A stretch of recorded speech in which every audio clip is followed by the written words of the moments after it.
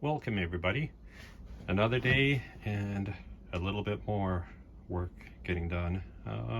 Here's the intake manifold on the Cadillac 425. I've taken the carburetor off and it's just in this container for now. Yeah, it's nasty. You think this is nasty? Oh, I'm gonna flip it over and look at that. That's nasty. Just hammered away some of the crud, but that's all I'm going to do for today. And I'll show you the engine.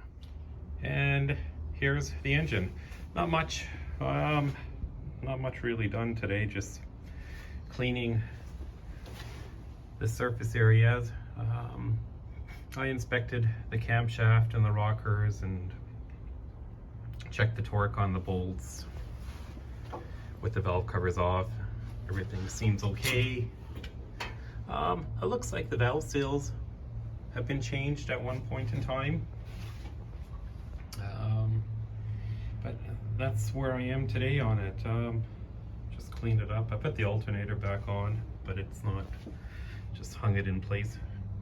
Keep it off the floor. But that's it. It's not too bad. It's a pretty clean engine inside. You know, it was just the valley tray that had all that crud from the oil buildup on it, but the engine itself is quite clean. You know, and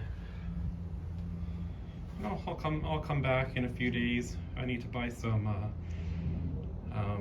gasket sealer. I'm gonna buy the Permatex stuff. It's called the right stuff.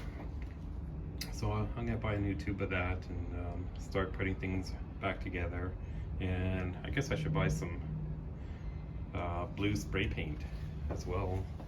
Touch up the engine and the valve covers and so on, and just start putting it back together.